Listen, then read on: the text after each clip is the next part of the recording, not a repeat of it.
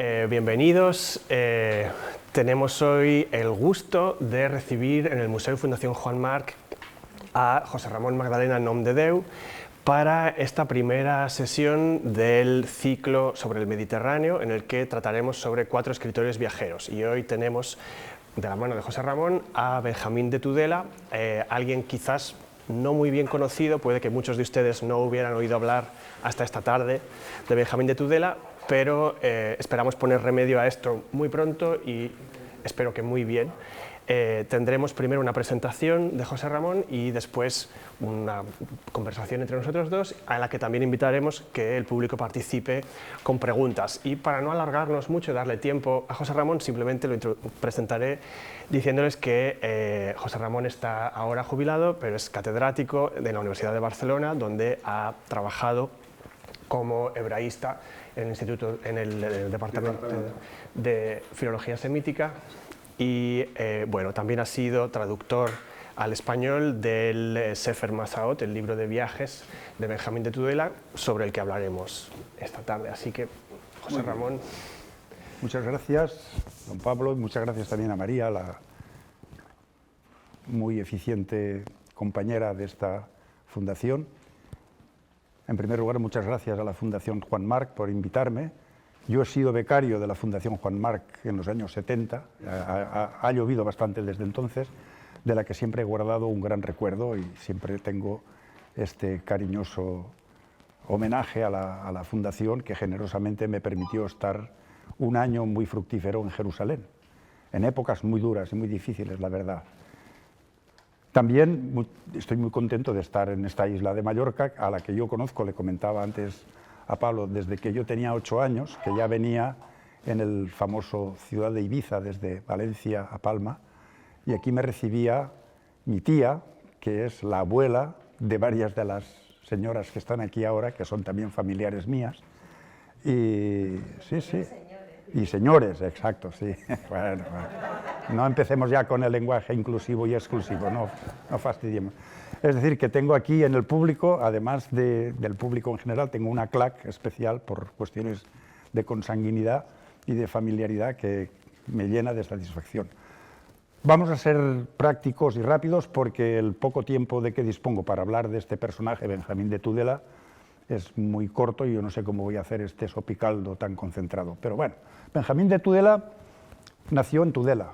Es el apelativo con el que se le conoce, y no se le conoce más que eso, que era de Tudela e hijo de Rabí Yonah. Benjamín, hijo de Rabí Yonah de Tudela. Y sacaba la ficha policial de este señor. Lo conocemos a través de unos escritos que han quedado en manuscritos muy antiguos, que circularon por el mundo judío, europeo y asiático del Próximo Oriente, en forma de un relato, de un itinerario, de unos viajes, un Sefer Masaot, un libro de viajes, un itinerario del cual ahora veremos los puntos más importantes del ámbito mediterráneo, porque no solamente habla del Mediterráneo, cuando ciertamente el Mediterráneo es uno de los núcleos centrales, de los 2 núcleos importantes que tiene este texto. Otro muy importante es Jerusalén y Bagdad, sobre todo. Luego hay fantasías por ahí mezcladas y vamos al asunto que nos ocupa, que es el Mediterráneo. El mundo mediterráneo es el mundo cristiano católico occidental de España, el sur de Francia, Italia. Luego viene el mundo cristiano ortodoxo bizantino, con una gran capital que es Bizancio, es Constantinopla, y el resto del territorio. Él visita Tierra Santa, que en ese momento está en poder de los cristianos, del reino latino de los cruzados, con capital en Jerusalén, y después se interna en territorios islámicos. Llega a la capital califal, a Bagdad, y pasa también por Egipto, Río Nilo, Cairo, Alejandría, y luego, a través de una embarcación, desde Damieta se dirige hacia Occidente y recala finalmente en Sicilia, y ahí se acaba el relato de Benjamín de Tudela, según lo que nos ha llegado en la tradición manuscrita, porque hay una serie de añadidos y de refacciones y de morcillas literarias que no son de la pluma de Benjamín, son añadidos de unos redactores posteriores, donde se mezcla la ambientación mediterránea típicamente de Benjamín, que lo notas cuando lo vas leyendo, con una ambientación askenazita, centroeuropea, germánica e incluso eslava. Hay un batiburrillo de datos y de cosas muy curiosas que nunca me acabaron de gustar, ni a mí ni a los otros traductores e investigadores que han tocado el texto de Benjamín de Tudela. Yo después les hablaré de mi refacción, de mi sofisticación, en el sentido de mi falsificación magdaleniense, de Magdalena, de cómo Benjamín de Tudela vendría desde Sicilia hacia su Tudela natal, pasando precisamente por esta isla que es Mallorca, y luego, en fin, hablaremos de esta fechoría literaria mía. Benjamín sale de Tudela. Aquí tenemos una especie bueno, no hagan mucho caso también de esto, ya iremos viéndola. Sale de Tudela, su ciudad natal, y tienen un papel, ¿verdad? Ahí, una especie de plano, y baja, él dice, bajé por el río Ebro, paso por Tortosa, llega a Tarragona. En Tarragona se da cuenta, él cita unos cuantos rabinos y judíos importantes de Tarragona, da cuenta también de las murallas ciclópes, dice, eso lo construyeron los cíclopes griegos, tal. Llega a Barcelona, un puerto importante, que él dice que Barcelona es una ciudad pequeña, bonita, donde hay unos cuantos rabinos importantes, y un puerto comercial donde vienen a comerciar naves de muchas naciones, es decir, un puerto ya importante para el comercio de lo que es el Mediterráneo occidental. Luego, por vía terrestre, pasa por todo el Rosellón, el sur de Francia, llega por el Piamonte llega primero a Marsella, ojo. En Marsella también, a Marsella, describe la ciudad de Marsella, donde hay dos comunidades de judíos, una de las cuales está cerca del mar. También nos habla del puerto de Marsella, un puerto importante comercial, y en vía marítima llega hasta Pisa, hasta Génova. En Génova también nos da cuenta de la importancia de este puerto, donde están las atarazanas, donde se construyen las galeras, dicen aquellas embarcaciones de comercio y de transporte de viajeros. De allí pasa a Pisa a través del río, creo que es el río, no sé cómo se llama ahora el río donde desemboca Pisa, que está a unos pocos kilómetros de la costa. Actualmente la costa es la ciudad de Livorno, en aquella época no existía, pero dice que a través del río se llega en embarcación hasta Pisa. Los pisanos están enfrentados a los genoveses. Los genoveses son los que controlan la parte esta del mar occidental, del mar Tirreno, diríamos, y de allí por vía continental va caminando, pasa por toda una serie de puntos geográficos, de los cuales yo no me voy a entretener, hasta Puzzoli, en Puzzoli, que es Sorrento, dice Sorrento la Grande. Allí nos habla también del puerto, de las aguas termales y de una grasa que él llama petróleo, es una especie de betún, y da esa puntualización que hay aguas termales que salen del mar y una pasta grasa que le llama petróleo. Por allí sigue hasta Nápoles, después pasa por Salerno, donde da cuenta de la Academia de Medicina, de médicos de Salerno, pasa por Trani y dice que Trani es un buen puerto, y desde allí salen las naves que van con peregrinos a Jerusalén, peregrinos cristianos hacia Jerusalén. No olvidemos que Jerusalén está en poder de los caballeros templarios y hospitalarios, es decir, es el reino latino de Jerusalén, de los cruzados. Pasa por Brindisi, después a Otranto, ya en el mar Jónico, en el mar de Grecia, el mar de Grecia, luego la parte está ya del Mediterráneo central hacia el oriental, Corfú, la isla de Corfú, hasta conectar con un puerto que ya es el inicio del territorio bizantino, que es Arta, no es Artá como aquí, sino Arta. Y luego hay otras ciudades con puerto que son Anatólica, Patras, Lepanto, y tal, como eso, Lepanto lo pone en Egripo, otro pueblo que es Jabustrisa, Armiro, Salónica, la gran Salónica, donde hay unos judíos sederos que se dedican a la confección de telas de seda, Abidos, y una de sus etapas importantes donde él se apalanca bastantes semanas y da buena cuenta, es Constantinopla, la capital del imperio bizantino, y donde nos habla de toda la estructura política, cómo son sus funcionarios en griego. Él explica la nomenclatura de los funcionarios en griego, todos los grandes monumentos, las riquezas, cómo es el emperador, cómo es la característica de los cristianos bizantinos. Los trata de afeminados, dice, ya están, son flojos y tienen que contratar a gente mercenaria porque no tienen fuerza para defenderse. Ya él detecta, ya se huele que la cosa va bajando de tono, ya nota debilidad política y militar. Allí habla de los judíos de Constantinopla, que viven en un barrio aparte. Hay varios mares, hay el mar de España, que es el mar Egeo, que él dice ese es el mar de España, el mar de Sefarad, que conecta con el mar de Mármara y el mar, a través del Bósforo, con el mar de Rusia, que es el mar de la Rus primitiva. Aquello es Ucrania, pero antes era el Rus primitivo, que es el mar Negro. Esto que tenemos aquí es un plano, una especie de un esquema de Constantinopla. Esta ría que vemos aquí es lo que se conoce como el Cuerno de Oro. Si ustedes han visto alguna vez, es un sitio, ahora está lleno de puentes y tal.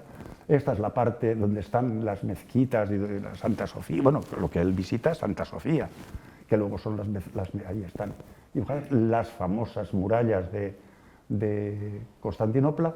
Y en la otra parte allí está el barrio de Pera, donde los judíos tienen su barrio. Están apartados, están en un sitio un poco alejados de los cristianos, porque, dice, como son curtidores de pieles, tienen allí sus tenerías, eso huele muy mal, y sus aguas pestilentes ellos las vierten, los judíos las vierten por las calles, y debido a eso los cristianos odian y les tienen manía a los judíos. Al único que respetan, el emperador, es a un médico muy famoso, un tal Salomón, al cual se le permite ir a lomos de caballo, porque los judíos tenían prohibidísimo el poder montar.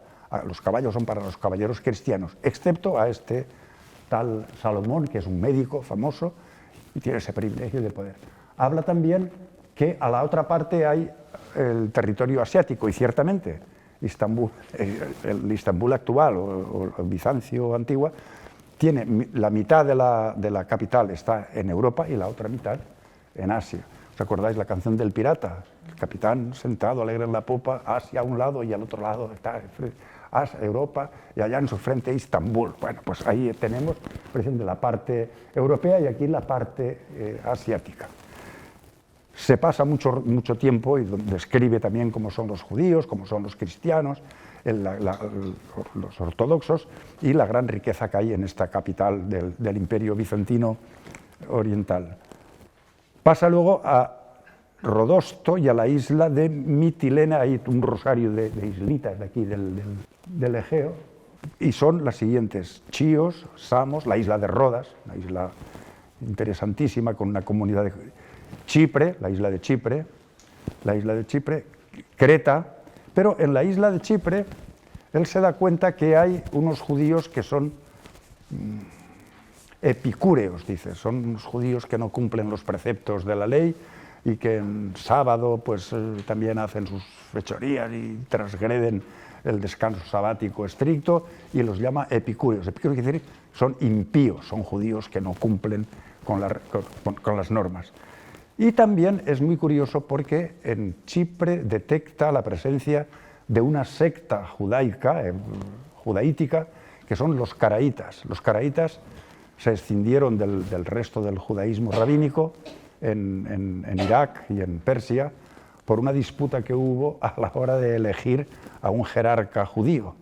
Y había dos familias que se disputaban esta hegemonía y no salió el que tenía que salir, entonces estos se separaron y rompieron pajas y no aceptan los escritos, el Talmud y la Mishnah, todas estas cosas del judaísmo ortodoxo hasta hoy, y rompieron con esta tradición y tienen su propia tradición, que solamente leen el Pentateuco y el resto de los libros de la Torá, del Tanaj, de la Biblia hebraica.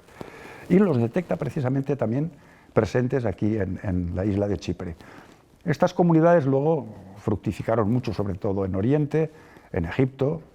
Cuando pasa por Egipto tampoco los cita, cuidado, tiene una especial, no sé si es que le repugna tener que dar cuenta de esta secta, pero solamente hace una mención así de pasada en Chipre. De Chipre, he dicho que también que pasaba por Candía. Candía es la isla de Creta. Pasa a ver que no, una isla, un pueblo que se llama Tarsis, ya en la costa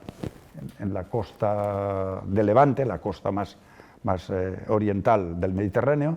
Es toda la parte de Canaán, de Fenicia, y aparecen las ciudades de Biblos, Beirut, una pequeña ciudad en aquel momento, Sidón, Tiro, ya más al sur Acco, que es San Juan de Acre de los cristianos, de los cruzados, Haifa, la actual Haifa, que es una pequeña ciudad también en la bahía, y ya se mete a través de territorio seco, ya sin tocar el mar, hacia Jerusalén. Tiene una larga temporada también de estancia en Jerusalén, que no es el momento ahora de hablar, pero eso daría para una conferencia entera, pero muy interesante, muy jugosa.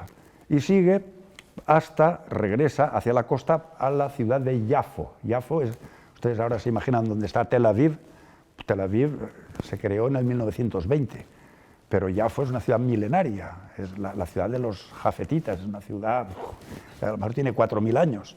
Y queda todavía hoy en día un pequeño barrio que se llama Yafo, y es una especie de barrio de Tel Aviv, de la gran ciudad de Tel Aviv.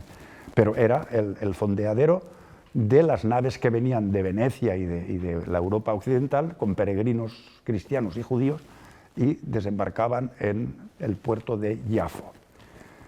Sigue también al puerto de Asdod, otra ciudad portuaria, Askelón. Todos estos son Yafo, Asdod, Askelón, son topónimos que aparecen en los fragmentos bíblicos de los filisteos, así como los otros eran los fenicios, aquí son los filisteos, donde el rey David le pega la pedrada a Goliat y todas estas cosas. El mar, este mar interior, el mar último, que dice Benjamín, es el Mediterráneo. Es el mar Mediterráneo, que recibe diversos nombres, según el relato. Se llama el mar de Sefarad, como he dicho antes, el mar Egeo, la parte esta más oriental, el mar de Grecia, el mar de Yaván, de los jónicos, el mar Jónico, el mar de Mármara, ese pequeño marecito que hay entre el mar Negro y el mar de Sefarad. Y dentro de la tierra de Israel, dentro de la Palestina cristiana del Estado, está el mar de Tiberíades, que es un mar de agua, de hecho es un lago de agua dulce, el mar de Genesaret o Tiberíades. Y después, muy de pasada, en capítulos posteriores, habla de un mar de la India, que es el Océano Índico, pero ahí no voy a entrar, porque eso seguramente se lo soplaron y él tomó nota o se lo añadieron después, y un presunto mar helado, un mar congelado, un mar de hielo, con sus problemas para las embarcaciones que van por allí, que se quedan congeladas y tal, una serie de fantasías muy curiosas. En la tierra de Israel habla también del mar de Sodoma. El mar de Sodoma es el mar salado, el mar muerto. El mar muerto es un lago donde desemboca el río Jordán. El río Jordán actualmente está prácticamente seco, y el mar de Sodoma, el mar muerto, este mar donde vas allí, flotas y todas estas cosas, ¿verdad? Es un mar que está cada vez perdiendo más cantidad de agua por evaporación. La que le entra por el Jordán y la que le entra por la pluviosidad es inferior a la evaporación por el sol, y se está poco a poco secando. Las fotos que se ven de Google, lo buscan y vas viendo cómo el mar salado, el mar de la sal, el mar muerto, está, a cada año que pasa, va perdiendo metros cuadrados, incluso hectáreas de agua. He dicho antes las islas que salen citadas en este relato de Benjamín: la de Sicilia, la de Corfú, la de Lesbos, la de Chios, Samos, Rodas, Creta, Chipre, etc. Todos estos rosarios, estos archipiélagos que hay en el Mediterráneo oriental, y la gran isla del Mediterráneo Tirreno, que es Sicilia.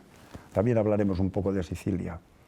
Puertos. Los puertos ya hemos visto el de Tortosa, lo cita, puerto fluvial, pero Tarragona, Barcelona, Marsella, Génova, Pisa, Puzzoli, Sorrento la Grande, Puzzoli, Nápoles, Salerno, Trani, Brindisi, Otranto, Corfú, Arta, Anatólica, etc., Patras, Lepanto, Egripo, Llavostrisa, Armiro, Salónica, Abidos, todos estos son pequeños puertos que están ahí en este mapa que tienen ustedes en la fotocopia. Constantinopla también habla, como he dicho antes, del Cuerno de Oro, la separación que hay entre un barrio judío y el resto de la población, el mar de Sefarad al sur, que es el Egeo, es el mar Mediterráneo, el Gran Mar, y lo conecta con el mar de Rusia, que es el Mar Negro. Y las ciudades, ya las he dicho antes, las ciudades de Tarsis, las ciudades fenicias de Biblos, Beirut, Sidón, Tiro. Explica también a veces cómo está la estructura de los puertos, y una de las más importantes que él nos describe es cuando ya, a partir de su estancia en territorio de Irak, de Bagdad. Irak es una nomenclatura posterior de Bagdad, que era del Jalifa. Para mí tengo que él solamente llega al puerto del Golfo Pérsico de Basra, de Basora, donde desembocan, más o menos cerca de donde desembocan, bueno, relativamente cerca de donde desembocan el Tigris y el Éufrates, pues un poco en la costa todavía actual, diríamos desde el punto de vista de frontera de Irak, territorio árabe, no es territorio iraní y persa, pero él llega a ese puerto, un puerto importantísimo para el comercio con todo el Oriente, con la China y con la India y con el Lejano Oriente, y allí le fueron calentando la cabeza y le contarían muchas fantasías, cosas verdaderas, cosas inventadas, y él las anotaba, o luego algún que otro redactor las metió como una morcilla literaria para darle ambientación. Se habla de cosas de Arabia y de esto, y que los judíos de Arabia que viven independientes, que pelean contra los árabes ya islamizados, claro, pero que no pesa sobre ellos ningún tributo ni ningún yugo de gentil. Son, como dice él, son judíos salvajes, judíos indómitos, judíos bravos que tienen un ejército poderoso, se dedican a saquear y a dar caña a quien entra por su territorio, le arreglan la jugada, no les permite, no se dejan avasallar. Eso también tiene un cierto valor apologético, este libro, estos fragmentos, porque hay un momento que el lector o quien leía y explicaba el libro a la reunión de gente que lo escuchaba, de pronto veían que, bueno, aquí estamos viviendo en Europa, en Bagdad, estamos bajo la férula de los poderosos musulmanes o cristianos, pero ojo que en Arabia también tenemos hermanos que están allí libres y pegando, tienen una especie de una soberanía desértica, una soberanía beduina. El beduino es un ser indómito que no tiene raíces muy bien puestas en el sedentarismo, pero que, ojo, si tiene un arma y si tiene fuerza, pues es muy difícil de dominar. Y eso quizá diera un poco de ánimo, de esperanza a los judíos de tener liberación. Pero bueno, ahí queda la historieta, y nos encontramos que Benjamín llega al río Nilo, va subiendo el río Nilo y describe el Nilo, describe las crecidas y la cantidad de vegetales y de frutas y verduras que da cuando el río se desborda, incluso los peces que se pescan en las balsas, ¿qué tal? Y claro, eso es una bendición para ese país. Pasa también y ve lo que él dice, los graneros de José. Los graneros de José son las pirámides, pero claro, eso no son los graneros que construyó José, el patriarca, en Egipto. Sabemos que son tumbas y son montañas de piedra que no tienen nada que ver con los famosos graneros para las épocas de flacas vacas y de hambre. Llega al Cairo. El Cairo era también otra ciudad importantísima, y allí detecta las dos grandes comunidades de judíos que hay en cairotas, egipcios, arabófonos, por supuesto, y unos son los que llegan, los que siguen la tradición ritual de lectura del Pentateuco, de la Torá, en las sinagogas, en 3 años, y otros en 1 año. Unos son los sirios, dice los sirios palestinos, y otros son los iraquíes, los iraqueín y los shamsín. Unos son los que siguen la tradición de 3 años, en 3 años leen toda la Torá, y otros son los que en 1 año leen toda la Torá. En la sinagoga cada sábado se lee un fragmento, y una tradición tiene 52 o 53 fragmentos y la otra lo escandallan en un trienio. Bueno, y los explica. Cuando pasa Benjamín por el Cairo, todavía el gran Maimónides de Córdoba no está en el Cairo. No ha llegado todavía, porque no lo cita. Y si hubiera estado en el Cairo, lo hubiera citado, evidentemente, hubiera ido a verlo y a besarle la mano y a rendirle pleitesía. Pero no lo cita. Y llega por el río Nilo, va bajando hasta la costa, llega a una importantísima ciudad portuaria del Mediterráneo, que es nada menos que Alejandría. Y describe la ciudad, que es una ciudad muy bien hecha, que la hizo Alejandro y no sé qué, tal y cual, con sus academias, que está hueca por abajo, tiene todos esos depósitos de agua, que está muy bien urbanizada, como si fuera el Eixample de Barcelona, como si un tal Ildefons Cerdà de aquella época hubiera diseñado, dice esto, la línea recta, una maravilla, está conectada con una isla, donde está nada menos que el faro de Alejandría. El faro de Alejandría es una maravilla del mundo, ¿verdad? Él pasa por Rodas, en cambio en Rodas ya no está el famoso Coloso.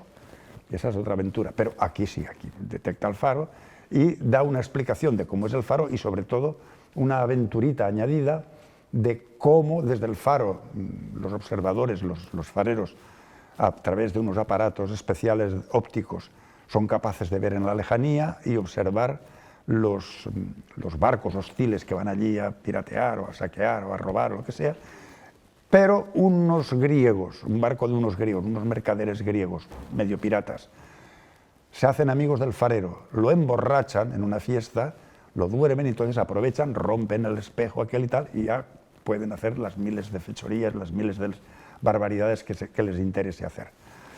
Y ya estamos terminando, porque de Alejandría te digo que eso es otro de los puntos buenos y paradas de Benjamín. Luego pasa por Damiat, Mesina, Palermo, Mesina, Trápani, la parte ya occidental, y el texto de don Benjamín, ahí ya tiene una fantasía, como he dicho antes, que va por Centro Europa, y va por el Valle del Rin, y sube hacia París, y va a París, y aquí se acaba, y punto final. Te quedas, ¿a qué demonios va Benjamín a París? No va a Disneylandia, ¿no? Ni va al Folies Bergère, ni va a Pigalle, ni va a beber champán. Es decir, eso es una fantasía de un redactor, y aquí viene la fantasía de este que les está hablando, que es Ramón Magdalena, donde yo me saqué de la manga un texto falso, sofisticado, pero que tiene también su mala gracia o su mala pata, pero me permití, por mi gusto y por ganas, de incluir a Mallorca. Y este texto sí que se lo voy a leer, porque así por lo menos serán ustedes testigos de la fantasía de este que les está hablando ahora. Y Benjamín, desde desde Trápani, de la ciudad de Trápani, que es la parte más occidental de la isla de Sicilia, donde están las pesquerías de coral. Allí iban los catalanes con sus ganchos a sacar los bancos de coral, hicieron una depredación tremenda, eran unos auténticos bandidos y sacaban el coral de Trápani. Luego los judíos de Marsella lo pulían y había todo un negociete de vendedores y manipuladores del coral, que claro, el coral es un producto semiprecioso, precioso, muy, muy utilizado. Y él habla del coral de Trápani, pero aquí viene ya la parte fantástica mía. Y como que estoy en Mallorca y estoy entre un público mallorquín, pues voy a permitirme el gustazo de leerles lo que yo me inventé de que Benjamín haría al pasar. Sí, ¿Cómo podría haber reconducido su viaje de vuelta hacia su Tudela? Y en Palermo, aquí estoy hablando todavía de la parte de Palermo, se encuentra fácilmente el pasaje en galera o nave a buen precio hasta la ínsula de Mallorca. Mallorca. Y desde allí,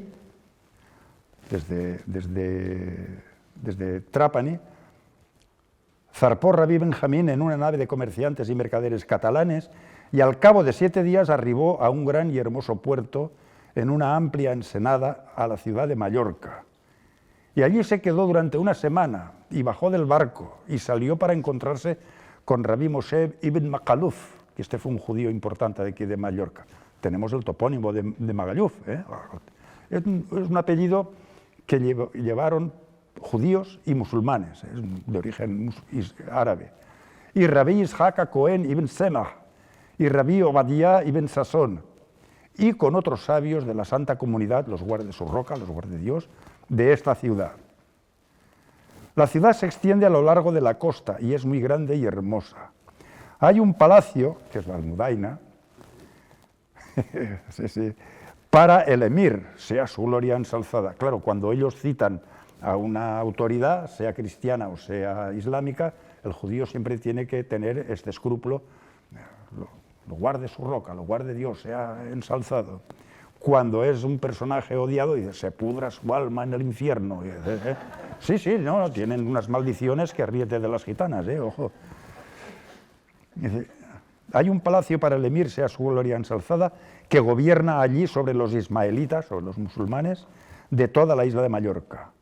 Y los ismaelitas acuden allí desde las aldeas y otros lugares para mercadear y ocuparse y comprar y vender toda clase de trigos, cebadas, e higos y vino en gran cantidad y número. La Santa Comunidad de judíos los guarde su roca es Dios, los guarde. Tiene una sinagoga principal grande y hermosa y academia talmúdica y obra pía. Y los judíos acuden y se reúnen en ella los sábados y los días festivos para rezar y estudiar la Torá. Y hay allí estudiosos que se ocupan de la Torá día y noche y se esfuerzan en los estudios sagrados con ahínco y voluntad. Y ofrecen donativos, dinero y aceite de oliva para la lámpara. Y hay en la sinagoga un rollo de Torá muy antiguo y muy hermoso. Dicen que lo escribió Esra el escriba, el profeta Esdras, nada menos. La paz sea con él. Y la Torá tiene ornamentos de plata y oro, y muchas perlas y piedras preciosas. Y Rabí Benjamín se detuvo una semana en la ciudad de Mallorca y zarpó y salió de allí, y al día siguiente por la tarde arribó la nave de la costa de Sefarad y entró en el puerto de Denia. Y ahí empieza la otra parte ya continental de Benjamín, que va a Valencia, de Valencia va a Sagunto, de Sagunto va a Segorbe, Segorbe, Teruel, en Teruel, aquí yo fui muy bandido y puse al cantante de la sinagoga de Teruel, un amigo mío rabino de Jerusalén, que era muy buen cantante, y cuando se lo enseñé, digo, mira, John Todd, aquí te cito como el cantante de Teruel en el siglo XII. El tío se mondaba de risa. Sí, es una especie de cameo, pero aquí pues el Ramón pues es el Ramón, y el que tenga dientes que mastique. Bueno, pasa por Teruel, Zaragoza, remonta al río Ebro hasta que llega a su Tudela. Allí se acaba mi presunto y querido relato de don Benjamín de Tudela. En el Museo de las Diásporas de Tel Aviv, en Israel, que es un museo muy precioso, una maravilla eso, si alguna vez van allí no dejen de visitarlo, había un pequeño vídeo, un corto, muy bonito, de dibujos animados, un cómic, que se dice ahora, y explica un poco las grandes etapas de Benjamín de Tudela. Y yo me quedé con esta copla, y soy muy malvado a veces y saco astilla. Resulta que llega Benjamín de Tudela a su ciudad, a Tudela, y ahí vienen todos los judíos a recibirlo con su mujer, y su mujer lleva un niño así, chiquitín. Dices, ándale, aquí esta señora, pues, aquí no había palomas como los cristianos que te conciben a un hijo así por la patilla, y el pobre Benjamín, pues, se lo tiene que comer crudo. Eso yo creo que fue un lapsus de los dibujantes, de los guionistas del cómic, porque es que canta mucho esa gallina, ojo.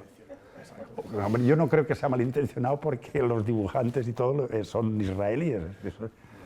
pero puede ser que se les pasó el detalle, ¿eh? Hombre, si Benjamín estuvo por lo menos 6 años o 10 años fuera de su país y cuando vuelve lo reciben todos ahí, oh, bienvenido, Baruch Haba, y resulta que a la señora tiene un niño chiquitín, lagarto, lagarto. ¿Cómo? Bueno, sí, eso también dicen de otros religiosos que no son judíos. En todo caso, Ramón, me encanta que termines esta parte de tu charla con con esta autocita de tu fantasía, fechoría, porque, me da pie a preguntarte unas de las muchas preguntas que tengo hirviendo en mi cabeza en este momento, pero bueno... ¿No ha sido muy largo? ¿No me he extendido mucho? No, está muy bien. Para alguien parodiar, si me permites decirlo, el estilo como escribe otra persona, es necesario conocerlo muy bien. Por supuesto, Ramón no nos ha leído el hebreo original del manuscrito que se inventó, pero lo hizo. El hebreo original eso, lo tengo. Eso digo, que está en el libro. Entonces, quisiera preguntarte algo sobre el lenguaje del libro de viajes de Benjamín de Tudela. Sí, es una buena pregunta esa. Porque lo que me parece...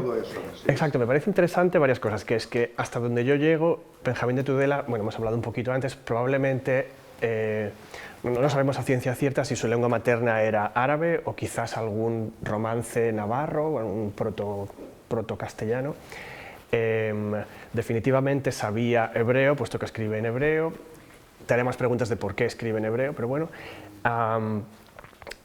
¿Cómo es su estilo? Porque el hebreo en este momento no es una lengua viva, es una lengua de la Academia Talmúdica. Es una lengua viva. Oh, sí, perdón. Sí.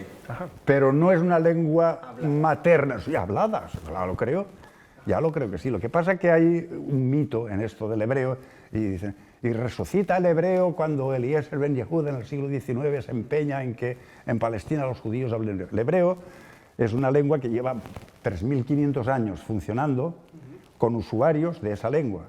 Hay momentos en que los israelitas, después los judaítas y los judíos utilizan esa lengua como una lengua materna, como una lengua que maman en la leche de su madre, que es la lengua materna, la vernácula, por decirlo de... Y hay un momento, a partir del siglo I antes de Cristo más o menos, deja de ser lengua materna, la lengua vernácula, porque lo sustituye el arameo. Hemos oído hablar que Jesús rezaba en arameo, pero la lengua hebrea se seguía estudiando. Para estudiar la Sagrada Es Escritura. una lengua que se sigue estudiando y se sigue escribiendo y se sigue manipulando y sirve para entenderse. ¿Qué pasa? Que durante la caída del templo, en el año 70, los judíos ya están en la diáspora, están sin ni siquiera tener un remedio de Estado ni de soberanía, y viven en estas diásporas de Alejandría, de Bagdad, de aquí, de allá, por Roma, etc. Pero la lengua hebrea siempre es una lengua sobre todo para los hombres, para los varones que tienen obligación a partir de los 3 años de empezar a estudiar.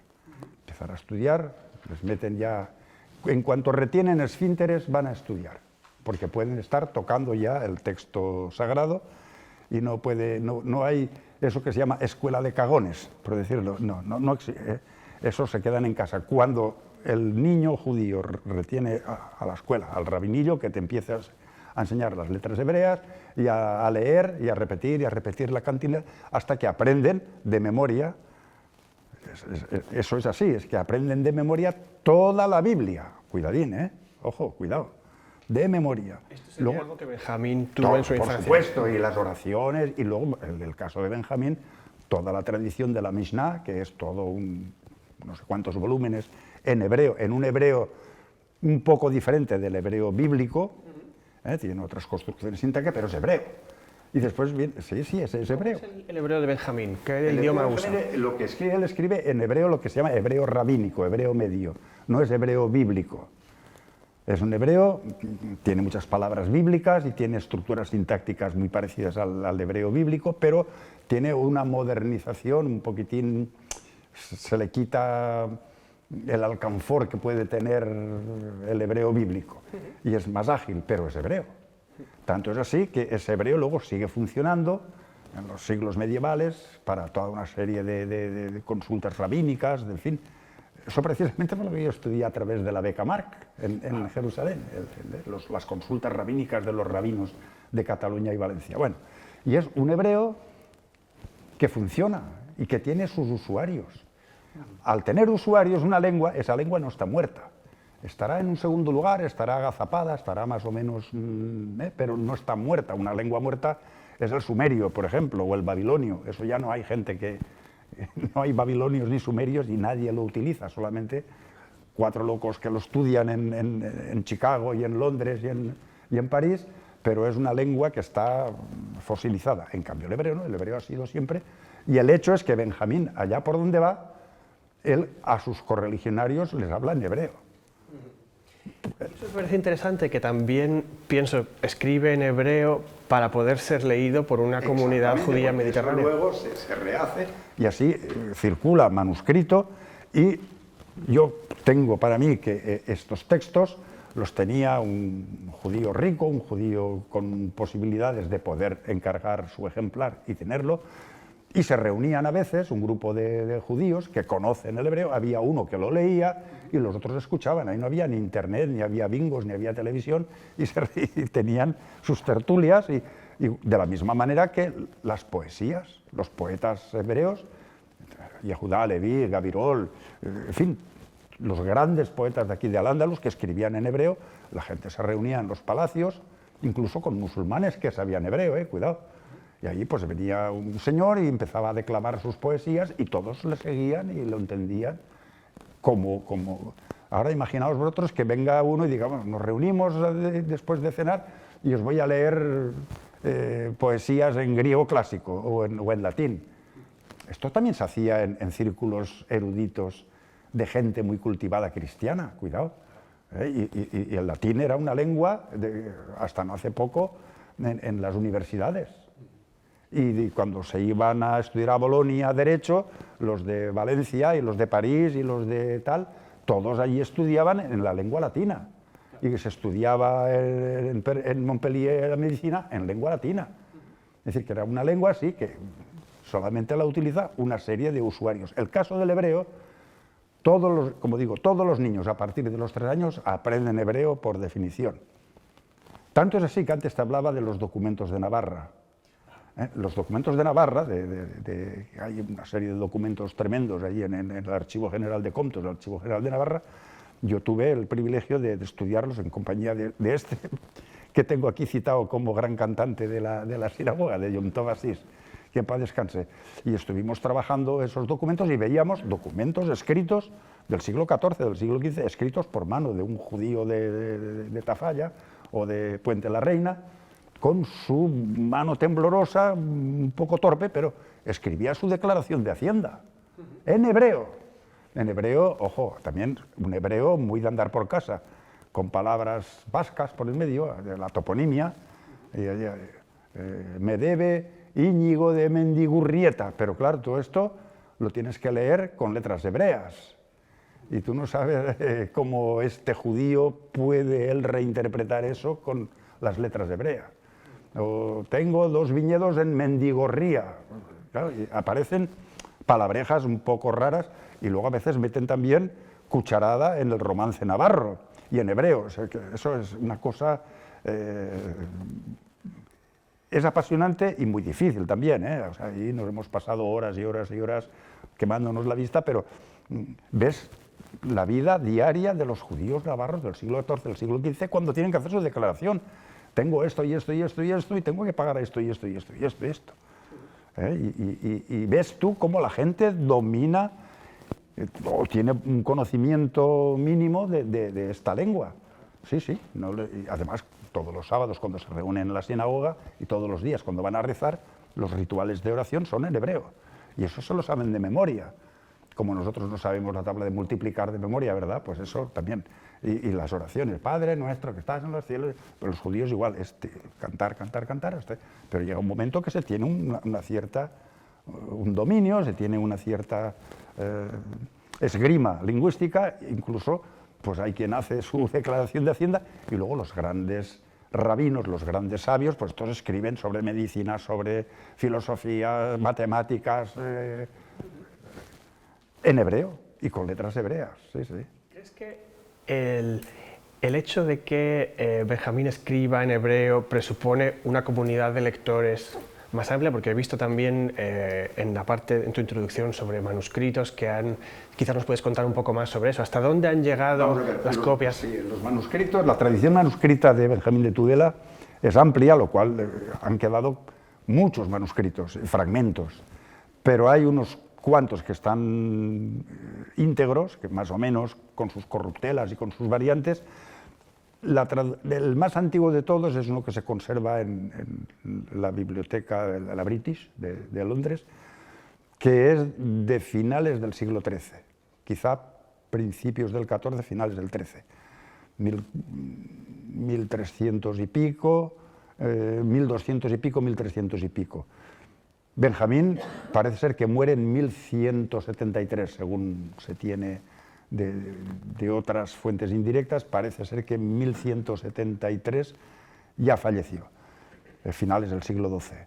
Entonces no es un manuscrito coetáneo a Benjamín, y ya puede ser una copia de una copia con añadidos y con corruptelas y con lo que sea, pero bueno, ese es el más antiguo. Luego hay otros manuscritos con tipo de letra ya germánica, tipo de letra no sefardí, y hay algunos que son de tipo de letra yemení, del siglo XVIII, es decir, que tenía una difusión, esa obra tuvo una gran difusión, y aparecerán otros manuscritos más, seguramente, y hay pequeños fragmentitos. Tengo ahí una lista de manuscritos, ¿verdad? Y hemos visto, no sé si se puede ver alguno todavía por ahí. Pues podemos decir que era como una especie de atlas del mundo conocido. Pero para el público judío. Para un usuario judío, exacto. ¿Dónde puedo establecer una relación comercial con Por un ejemplo, también, potencial? A lo mejor era una especie de memorándum, y Benjamín era una especie de, como decía antes, de espía o de explorador para abrir mercados, o hacer un estudio de mercados, o un estudio. Aquí puede ser interesante comprar sedas, allá puede ser interesante meter negocio de curtidos de pieles, aquí de espadas o de armas, en fin, de especias. A veces habla creo que habla de la canela, allá por la India y todo eso. En otros lugares ya muy orientales habla, por ejemplo, de las perlas, de las ostras, que hay unos pescadores, unos señores que bucean y sacan esas sabandijas marinas y tal. Es decir, que él se fija en cosas que pueden dar su negociete, se fija también en el carácter, en el talante que pueden tener los judíos de determinados países. Son caritativos y te tratan bien. Estos otros hoy en este país, en esta ciudad, cuidado, son atravesados y no sueltan, no gastan ni bromas, lejos. No, el hombre tiene toda una serie de grandes puntualizaciones de sumo interés, y además también, luego se explaya en los sepulcros de los rabinos y de los sabios y de y de Ezequiel y bueno, todo. Hay historietas interesantísimas del falso Mesías y no sé qué. Que es un libro que desde el punto de vista histórico es una fuente interesante, demográfico también, a veces exagera las cifras, desde el punto de vista antropológico, desde el punto de vista de antropología física incluso, dice, estos judíos de allí son un poco negros, son también negros, dice, y son poco estudiosos, saben Torah, pero ya el Talmud ya no estudian demasiado. Es decir, que da muchas pinceladas y da muchas relaciones de cómo es el mundo judío, pero no se deja en el tintero cuando él describe cómo es la estructura política y económica de los cristianos o en Bagdad. En Bagdad el tío explica la magnificencia que tiene el jalifa y explica el manicomio que tiene el gran jalifa a su dinero, lo paga él, dice, porque claro, en verano aquí la gente se vuelve loca debido al gran calor, entonces cuando se les va a la olla, pues los meten en el manicomio, los atan con cadenas y con hierros, dice, cuando viene el frío, que ya se calman, los sueltan y hasta el año que viene, Lucas. Y todo lo paga el jalifa. Dice que hay detalles que dice, un manicomio en el siglo XII, ojo. Una casa de perturbados, de orates, en Bagdad, en el siglo XII. Y se fija en detalles interesantísimos. de comercio, de producciones, los vidrieros, los sopladores de vidrio, los sederos de Salónica, etcétera, etcétera. Habla también del viejo de las montañas, de los ashishin, de los asesinos, que allá en Líbano. Habla de los drusos y explica un poco de los samaritanos de Nablus. No se deja las cosas en el tintero así como así. De los cristianos que hay en Jerusalén, bueno, se explaya bien. Del templo, hay historietas muy divertidas, la tumba de los reyes, en fin, toda una serie de... Solo en 3 ocasiones el texto de Benjamín, en 3 ocasiones habla en primera persona. Solamente al principio dice, en un primer momento, salí yo, en verbo en hebreo, yo salí de Tudela, mi ciudad, y descendí, bajé por el río Ebro, Luego ya, cuando llega a Jerusalén, la historieta esta del patriarca cristiano que manda hacer la reforma en la iglesia, y hay unos judíos que descubren la cueva de los patriarcas y tal, de los reyes de Israel, dice, esto me lo contó a mí el rabino fulano y tal, y el resto del texto, todo es así, una cosa. Uno viaja, uno baja, o de aquí a allí hay tanto, es una cosa muy impersonal, es una cosa un poquitín, es un hebreo. No es muy lúcido, pero es un hebreo que se lee y se entiende y es asequible al escuchante y al leyente. Sí, sí. Aquí ya quisieran muchos catedráticos de hebreo poder escribir como escribía don Benjamín, cierto. Sí, sí. Bueno, y algo, antes de darle la oportunidad al público que nos hagan preguntas también para Ramón, tengo una última pregunta, observación. Veo que en el libro de viajes hay pues bueno, un contexto geográfico que es el Mediterráneo que sigue siendo muy familiar, sabemos todas esas ciudades cuáles son, siguen existiendo hoy en día, algunos detalles de geografía humana también los podemos seguir reconociendo, aunque pues, quizás ha sido una parte del mundo en la que ha habido bastantes cambios. Por ejemplo, Constantinopla, Estambul.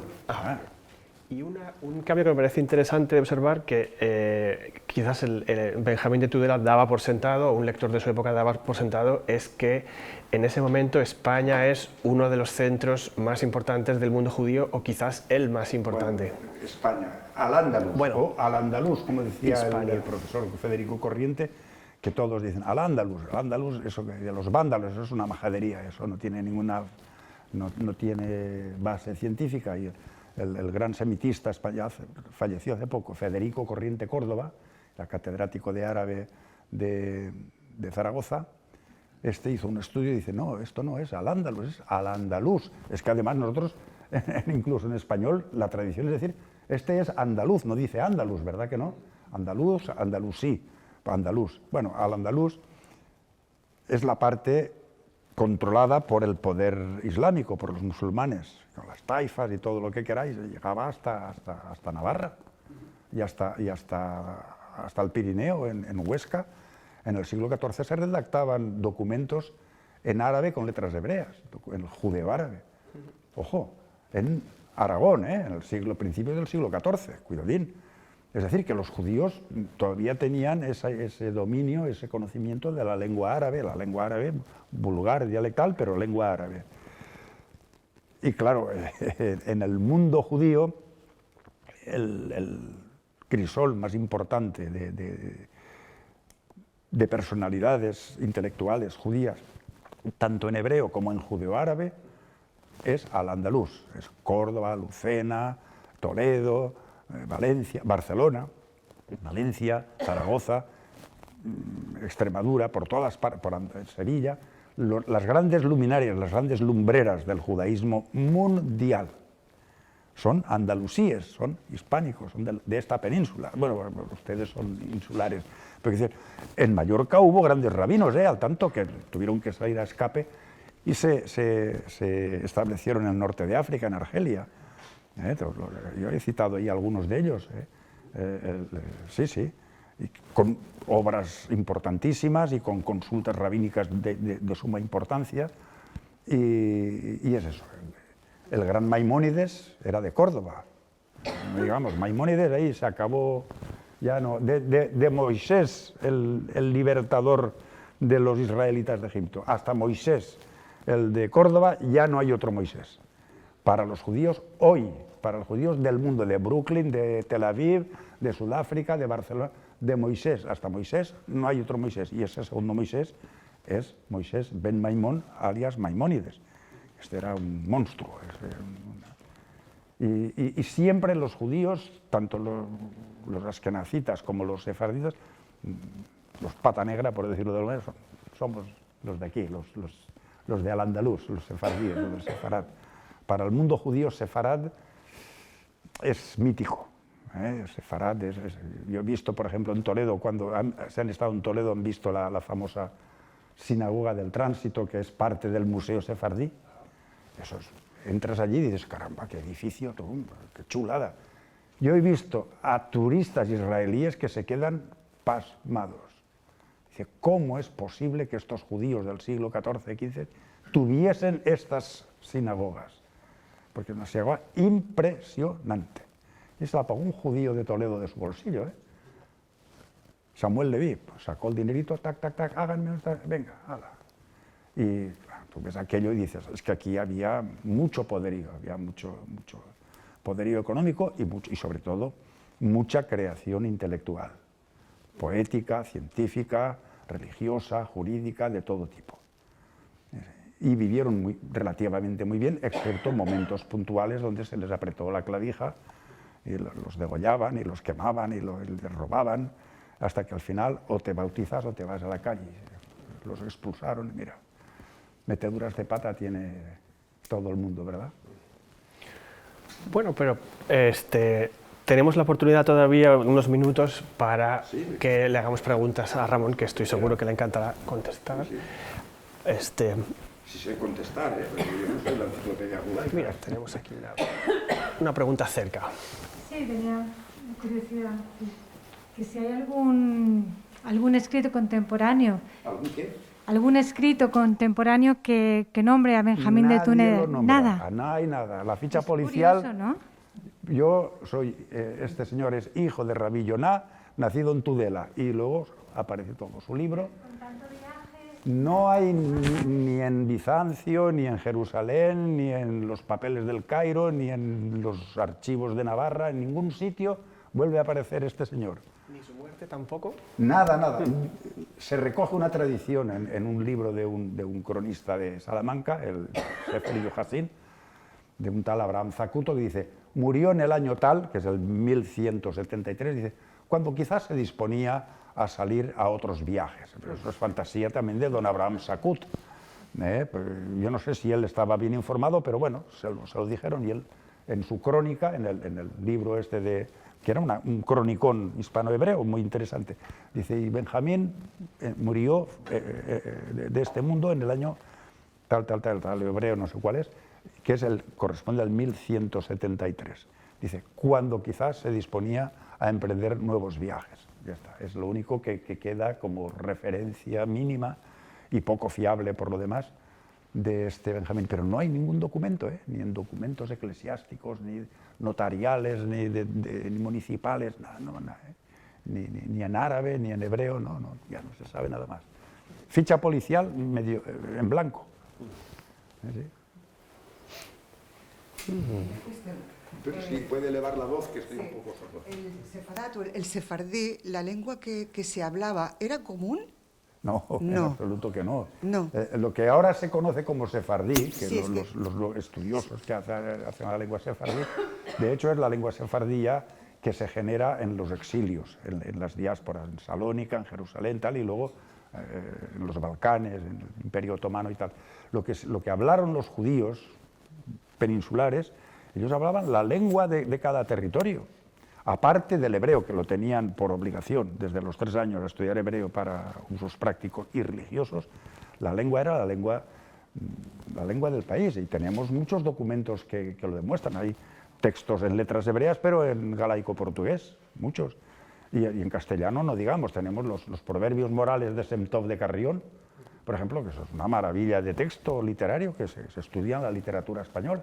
Los proverbios morales que hay, ojo, era un judío de Carrión, que era amigo de Pedro el Cruel, de aquella época, y este escribió un poemario magnífico en letras hebreas, pero en castellano de Palencia, de Carrión. Pero corrían también manuscritos en letras latinas, es decir, que había una versión para la judiada y una para la cristianada. Es decir, que era un artista reconocido y que tenía su clac. Hay textos en catalán y en letras hebreas, y en árabe no digamos. Y en navarro, como te comentaba antes, hay también en estos manuscritos del Archivo General de Navarra, hay documentos, por ejemplo, recuerdo los estatutos del vino de los judíos de Puente la Reina, pergamino enorme, pero está todo redactado, excepto 4 o 5 palabritas en hebreo, está todo redactado en navarro, en romance navarro, que es muy parecido al castellano y al aragonés, pero tiene su perdigonada, su sabor navarro. Eso está estudiado por una compañera mía de Barcelona que hizo unos análisis magníficos sobre estos romances. Y sí, ellos hablaban las lenguas de donde se... En Aragón, en Zaragoza, también tenemos muchos documentos escritos, redactados en aragonés. Y no es castellano, es aragonés. Es aragonés que poco a poco, ya en el siglo XV, pues el castellano le muerde los talones y se apodera, pero son lenguas muy parecidas. Con el catalán no pudieron tanto, y también hay menos literatura en catalán, pero hay testimonios que demuestran que efectivamente los judíos hablaban esas lenguas, ya lo creo, sí. Utilizando siempre letras hebreas, ojo.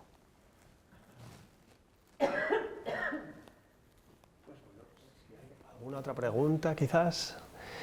Tenemos tiempo para una más, y si no, pues bueno, creo que ha sido una muy buena introducción a Benjamín de Tudela, a sus viajes, su libro.